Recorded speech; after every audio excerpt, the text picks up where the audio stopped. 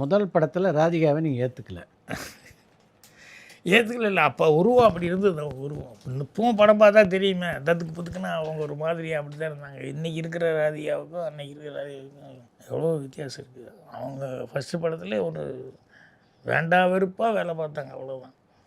அப்புறம் அதுக்கு அடுத்து தான் ஒரிஜினல் எம்ஆர் ராதா தூங்கிட்டு இருந்த எம்ஆர் ராதா அப்படி முழிச்சுக்கிட்டாரு உள்ள அந்த பிளட்டுங்கிறது.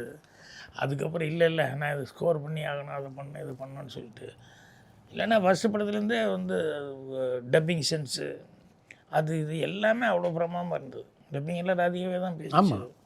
அப்புறம் பின்னால் போக போக ஃபுல் ரவுண்டு வந்துருச்சு. தெலுங்கெல்லாம் வந்து அவ்வளோ நாள் குடிக்கிட்டு பறந்துட்டு இருந்தது.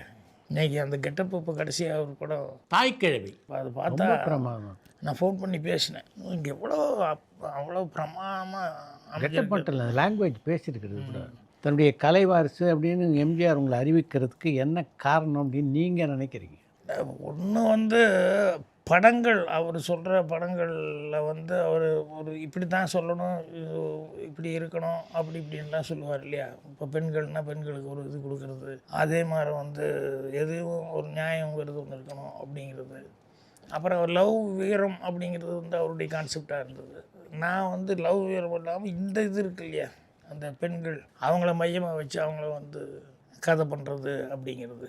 ஸோ அதே மாதிரி அந்த ஜனங்களுடைய பல்ஸ் அவர் எப்படி தெரிஞ்சுக்கிட்டு பண்ணாரோ அது மாதிரி பாக்யராஜ்கிட்டையும் அந்த இது இருக்குது அப்படி தான். அவர் கூட இருக்க அமைச்சர்கள்லாம் சொல்லுவார், ஏசி சண்முகமே சொல்லுவார், தெரியாது எங்கிட்டே சொல்லியிருக்காரு, எங்ககிட்டேலாம் அந்த யோ என்னை விட அவனுக்கு லேடிஸ் அதிகம், பெண்கள் கூட்டம் அதிகம் பாக்யராஜுக்கு ரசிகர்கள். அதே மாதிரி டிஎம்கேக்காரன் அவன்லாம் ரொம்ப லைக் பண்ணுறான் பாக்யராஜ்கிட்ட, தான் பிடிச்ச சமாளி. ஏன்னா நம்ம ஆளுங்க அப்படின்னாலே அவனுக்கு ஒரு எதிரியாக தான் பார்ப்பானுங்க. ஆனால் பாக்யராஜ் படத்தை மட்டும் மிஸ் பண்ணாமல் ஃபேமிலியோடு அவனுங்கெல்லாம் போய் பார்க்குறாங்க. இதெல்லாம் யாருனாலையும் எல்லாத்துக்கும் அது கிரெடிட் கிடச்சிடாது அப்படின்னு. அப்புறம் வேறு சில விஷயங்கள், இந்த நான் பாக்யால் இன்பத்திருச்சு அது இதுன்னு இந்த மாதிரிலாம் ஆரம்பிச்சது அதெல்லாம் இருக்குது. இப்படி ஏதாவது ஹெல்ப் பண்ணோம்னா எப்படி இருந்தாலும் ஒருத்தர் அவர் இந்த எத்தனை ஹெல்ப் அவர் பண்ணியிருப்பார், அது எத்தனை பேருக்கு வந்து கேட்குறது தெரியுது. அது மாதிரி நம்ம ஏதாவது ஒன்று பண்ணுறோம் பிடிக்கணும்னு சொன்னோம்னா அது ஏதாவது கேட்டிருக்கலாம், பிடிச்சிருக்கலாம். அதனால் இதையெல்லாம் மைண்டில் வச்சு அவர் சொல்லியிருக்கேன்.